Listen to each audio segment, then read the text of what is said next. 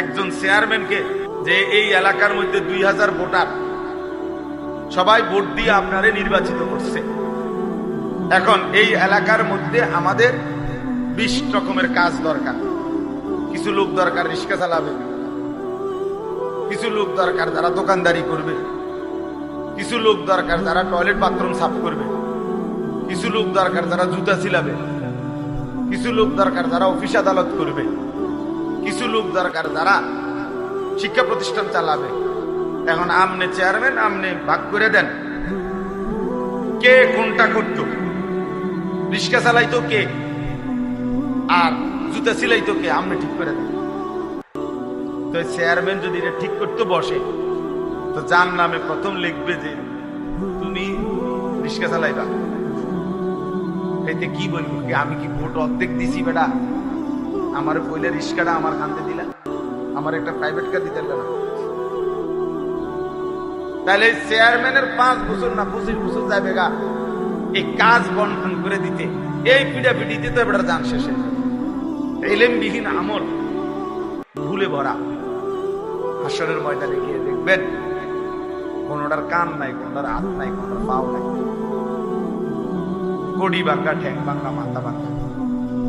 তার মানে আমল তো করছেন, আপনি তো মনে করছেন আপনি 5 ওয়াক্ত নামাজ পড়ছেন, কিন্তু কোনটার রুকু হয় নাই, কোনটার সেজদা হয় নাই, কোনটার ওযু ঠিক মতো হয় নাই, ফলে যথাযথ নেকি অর্জন হয় নাই। এই জন্য ইলম জরুরি, ইলম জরুরি। আল্লাহ পাক রব্বুল আলামিন সর্বপ্রথম ইলমের কথা বলছেন, ফা'লাম আন্নাহু লা ইলাহা ইল্লা হু। এই কথার ইলম অর্জন করো, আল্লাহ ছাড়া আর কোনো ইলাহ নাই। তার মানে কালেমায়ে তাওহীদের জন্য, ঈমানের জন্য ইলম জরুরি, ইবাদতের জন্য ইলম জরুরি। আমি কি বিষয়ের ঈমান অর্জন করব আর আমার ঈমান কি বিষয়ে ক্ষতিগ্রস্ত হবে, এটার জন্য আমার ইলম লাগবে। আবার আমি কি আমল করব, কি আমল ছাড়ব, এটার জন্য আমার কি লাগবে, ইলম লাগবে। এই জন্য আমার শায়েখ আল্লামা মুফতি মুশতাকুর নবী কাসিম হুজুর বলে যে 4টা জিনিস খুব জরুরি। 1 নাম্বার হলো ইলম, 2 নাম্বার হলো ঈমান, 4 নাম্বার হলো আমল, 5 নাম্বার হলো তাকওয়া। 1 নাম্বার হলো ঈমান, লা ইলাহা ইল্লাল্লাহ মুহাম্মাদুর রাসূলুল্লাহ। এটা পূর্ণ বুঝে নেওয়া, শিখে নেওয়া, জেনে নেওয়া। এই শুধু লাইন এটা পড়তে পারার নাম যথেষ্ট না। প্রথম হলো ইলম, মানে আমার কি বিষয়ের উপরে ঈমান আনতে হবে, আমাকে কি কি আমল করতে হবে, এটা পূর্ণ জানা। এরপরে হলো ঈমান, এরপরে হলো আমল, আমার উপরে আল্লাহর হুকুম কি কি, নিষেধ কি কি। আর এরপরে হলো তাকওয়া, নিজেকে শতভাগ গুনাহ থেকে বাঁচিয়ে রাখা। তো হুজুর খুব সুন্দর উদাহরণ দেয়, একটা গাড়ির মৌলিক এই 4টা জিনিস। 1 নাম্বার হলো হেডলাইট, 2 নাম্বার হলো ইঞ্জিন, 3 নাম্বার হলো বডি, 4 নাম্বার হলো ব্রেক। তো হুজুর বলে যে ইলম হলো লাইটের মতো, ঈমান হলো ইঞ্জিনের মতো, আমল হলো বডির মতো, গাড়ির বডি, আর তাকওয়া গুনাহ থেকে বেঁচে থাকা, এটা হলো ব্রেক।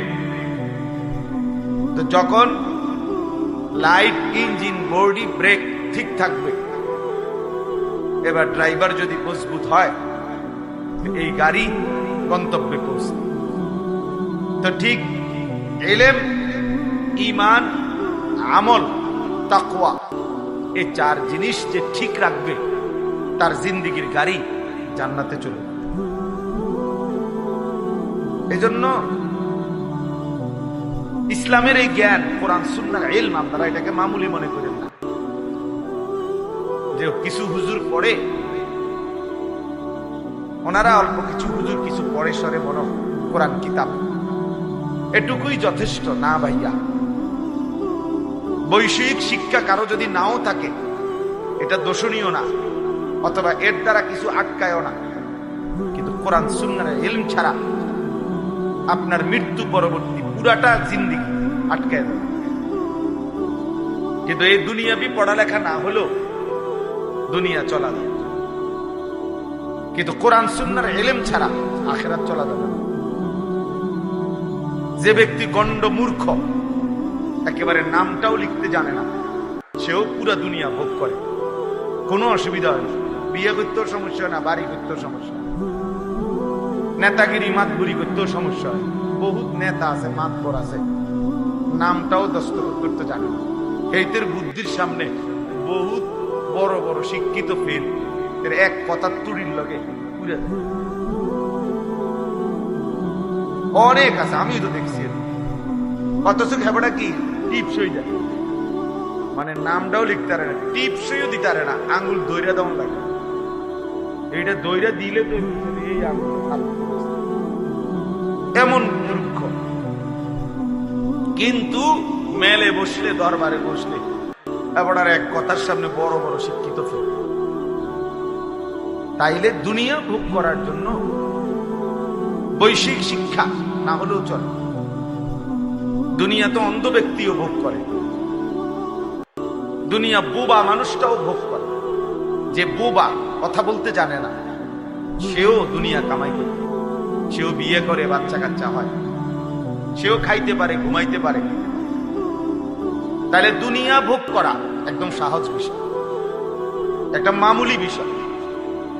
আপনি এত বুদ্ধি খাটাইয়া, এত পড়ালেখা করে, এত কিছু কইরা আপনি যে ভাত মাছ খান, যেই চাল ডাল খান, সে মূর্খ মানুষ এড়িয়ে খায়। তাইলে আর আহামরি কি অর্জন হলো? অতিরিক্ত কি? অতিরিক্ত কি?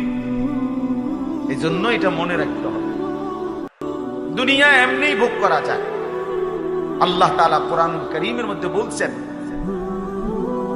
আমি আল্লাহ তাআলা আমার এই জমিনে যতটা প্রাণী সৃষ্টি করেছি, প্রত্যেকের রিজিকের জিম্মাদারি আমি আল্লাহ তাআলা আমি নিজেই আমার কাঁধে তুলে নিলাম। ওয়ামা মিন দাব্বাতিন ফিল আরদি ইল্লা আলাল্লাহি রিজকুহা। আল্লাহ তাআলা বলেন, এই জমিনের মধ্যে বিচরণশীল প্রত্যেকটি প্রাণের রিজিকের জিম্মাদারি আমি আমার হাতে নিলাম। লা নাসআলুকা রিজকা। আরেক আয়াতে আল্লাহ বলে, আমি তোমাদের কারো কাছে এই সৃষ্টি জগৎকে রিজিক দিতে কারো সাহায্য চাই না, কেউ আমার সহযোগিতা করতে হবে না। তোমরা যদি সবাই আতফাও সাইরা বইয়াও থাও, এরপরও আমি আল্লাহ তাআলা প্রত্যেকের রিজিক আমি একাই পৌঁছাবো। নাহনু নারযুকুম, আমি রিজিক দেব। কেউ যদি মনে করেন আমরা কাম বন্ধ করে দিলে তাই করতে আইয়ে বাত, আপনি বইয়ে থাকেন না, দেখেন না বাত করতে গাই। আপনি দেখেন এই পৃথিবীর লক্ষ লক্ষ কোটি কোটি অন্ধ, বোবা, বধির, প্যারালাইজড, পঙ্গু, এরা কেমনে ভাত খায়? তাই এরা কেমনে খায়? আসলে মূলত প্রত্যেক মানুষকে আল্লাহ তাআলা তার দুনিয়ার জিন্দেগি পরিচালনা করে। এজন্য আপনি যদি বলেন যে আমি বসে থাকবো, চাই কোথেকে বাদ, না আপনি বসে থাকতে পারতেন না। তো আপনি তো আপনার নিয়ন্ত্রণে না, আপনি তো আল্লাহ তাআলার নিয়ন্ত্রণে। তো যার জন্য আল্লাহ তাআলা কাজ করাবে, যারে দিয়ে ফায়সালা করছে, তাকে দিয়ে তো আল্লাহ ওই কামটা করাইবে। আপনি বিয়ে থাকবেন কেন? আর যাকে দিয়ে করাবে না, সে হাজার লাফাইলে কি লাভ হবে? তো কাজীরা তাকে দিয়ে করাবে না, সেটা করতে কিভাবে করবে সে? তাহলে এই সৃষ্টি জগতের প্রতিটা নড়া চড়া, এটাও তো আল্লাহ তাআলার নিয়ন্ত্রণ, আল্লাহ তাআলার সিদ্ধান্ত।